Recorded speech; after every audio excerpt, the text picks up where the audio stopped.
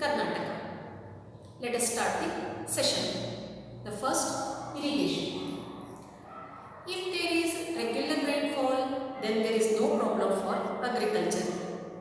But if it is irregular and uncertain, then it is necessary to supply the water from the other sources.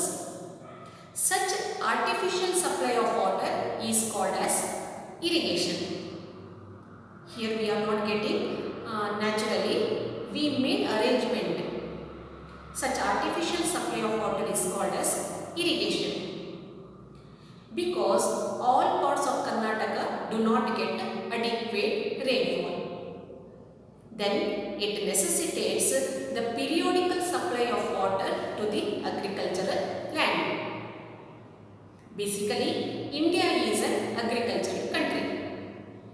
Maximum number of people employed in agricultural operations, either as landlords or as tenants, and even lots of people who are working as farm laborers. Even from ancient times, farmers not only depend upon the monsoon, even they made arrangement of supply of water from the other sources. In Karnataka, there are 3 types of irrigation systems are in practice. They are well irrigation, tank irrigation and canal irrigation. First, well irrigation. Wells are commonly found in homes and in agricultural farms. So, wells are commonly found in homes and agricultural farms. Wells are dug in those places where the groundwater level is significantly high. So, it is one of the popular type of irrigations from the ancient time. So, Belagavi district has the maximum area under well irrigation. Next, about merits and demerits. The construction of wells require low investment and less time. It is less time consuming one. Demerits. This system is not suitable for the dry regions where the underground water level is significantly low. And another one, it provides individual benefits. Only individual person can get benefit from this type of irrigation. This is about well irrigation. Next, about tank irrigation. Tanks may be natural one or constructed one. Huge tanks are constructed in order to store the rainwater and supply of that water to the agricultural land in dry seasons. So, regarding tank irrigation, Shimoga district has the maximum area under tank irrigation. Next, what are its merits and demerits? It requires, the construction of tank requires low investment and less time, and it benefits for the entire community. It benefits for the entire community. The whole community can get benefit from these tanks. Another one thing is, so the construction of tanks helps to store the rainwater. These tanks help to store the rainwater and usage of that water in dry seasons. So, this is about tank irrigation. Next one, canal irrigation. Earlier, this irrigation is called as floodwater canals. Floodwater canals. Because in rainy season, floods are common in rivers. So, when increasing the flood level, that heavy flow it means that heavy flow flow through these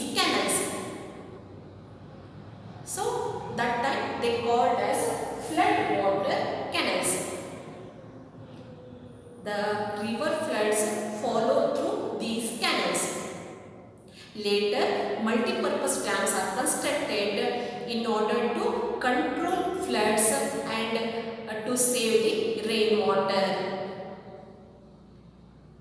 So, from the reservoirs, later that water is supplied to the agricultural land in dry seasons. So, Raichur district has the maximum area under canal irrigation. So, the river Krishna helps to irrigate the maximum hectares of land in northern Karnataka. So, at present, both the river and underground water is used to perform the agricultural activities. Both river water and underground water are used in agricultural fields. Nearly 26.2% of the cultivable land under irrigation in Karnataka. Karnataka occupies 9th position with regard to irrigation. So, up to we learnt about well irrigation, tank irrigation and canal irrigation. Children, now you see the map. So, here you can see all the types of irrigation system. See, this is well irrigation. So, we can find well in the agricultural form.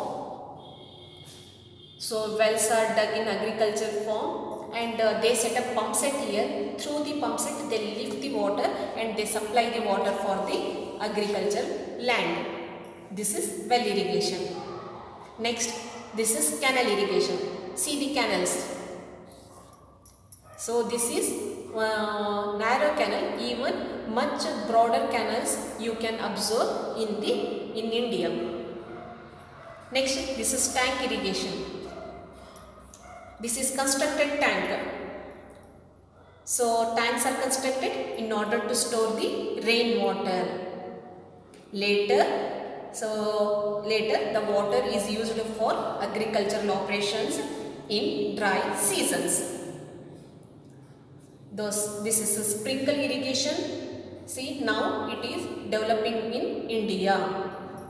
See, this is also drip irrigation. Because of heavy cost of drip irrigation and sprinkle irrigation, now they are in the developing. They are now progressing in India. So, this is multi-purpose dams. So, many such dams are constructed in India, even in Karnataka, in order to store the rainwater. Later, this water is used for different purposes. To supply the drinking water, to supply water for agriculture, and in order to generate power, even for many purposes. So, these are the different types of irrigation systems. Next, we are going to discuss about hydropower projects. Many multi-purpose dams are constructed in India, even in Karnataka, in order to store water in rainy season. So, these dams facilitate the supply of water for domestic use, agriculture and even to generate tidal power. In Karnataka, there is a great opportunity for the generation of tidal power. West flowing rivers are most suitable for the generation of tidal power than the east flowing rivers. These rivers are enough to generate sufficient power to the entire state. The credit of generation of tidal power for the first time in India goes to Karnataka. The Asia's first hydropower generation station was established at Shivanasamudra. This is Asia's first one. The Asia's first hydropower station was established at Shivanasamudra in 1902. This power station across river Kaveri. This power station supply the power to the coal or gold mines. So, Shivanasamudra power station across river Kaveri. The next one is Shimsha. So, the power station set up, otherwise the power station established across Shimsha river. So, one of the tributary of river Kaveri. Next, Linganamakki Dam and Garisoppa Dam. Here also two power stations we can observe. So both are across Sharavati river. Both dams are constructed across Sharavati river.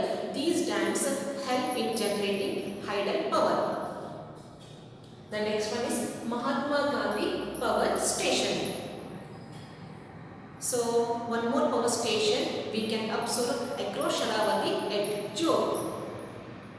Here water is naturally falling from the great height, so that helps to produce hydel power. So here also one more hydel power generation station was set up. Next, Super Dam. Super Dam is constructed across river Kali. Here also power generation station, otherwise plant already set up. Next, across Tungabhadra Dam, across Tungabhadra, it also generates hydel power. So, in Tungabhadra Dam also power station we can observe. The next one is Almaty Dam. Almaty Dam across river Krishna. So, this dam also generates hydroelectric power. So, these are the important hydroelectric power projects in Karnataka. So, once again, Shivanasamudra across river Kaveri, Shimsha power project across river Shimsha. Next, Linganamakki Dam across river Sharavati. So, it also generates power. Next, Garisoppa Dam across Sharavati. Mahatma Gandhi Power Station at Jog. So this is also across Sharavati. So it also generates power. Next, Super Dam across Kali. Tungabhadra Dam across Tungabhadra. Here also this dam also generates power. Next, Almaty Dam across Krishna. This dam also generates power. So these are the important hydropower projects in Karnataka. So today we learned about different types of irrigation systems in Karnataka and important hydel power plants in Karnataka. Take a blank map of Karnataka and you have to place these power projects on the Karnataka map.